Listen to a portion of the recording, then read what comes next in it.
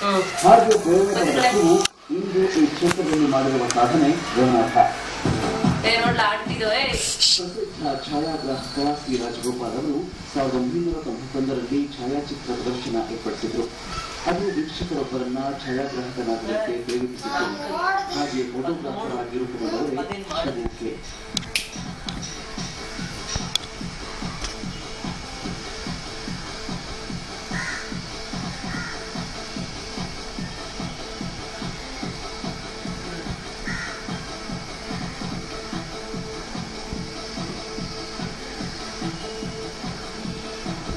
News paper distribution ಕೆಲಸ ಮಾಡುತ್ತಲೇ ಛಾಯಾಗ್ರಹಣದತ್ತ ಬಾಳಿದ ಶಿವು ಇವತ್ತು ಅಂತಾರಾಷ್ಟ್ರೀಯ ಮಟ್ಟದಲ್ಲಿ ಹೆಗ್ಗಳಿಕೆ ಗಳಿಸಿದ್ದಾರೆ.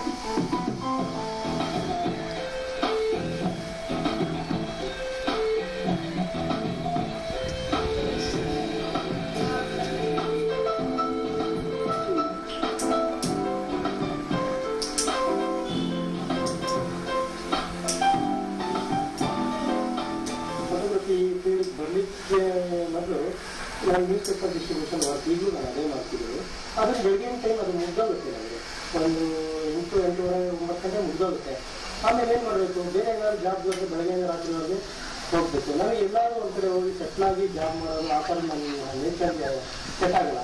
ಒಂದು 3 ಅವರ್ ಒಂದು ಕಡೆ ಕೂತ್ರೇನೂ ನಮ್ಗೆ ಆಗೋಲ್ಲ.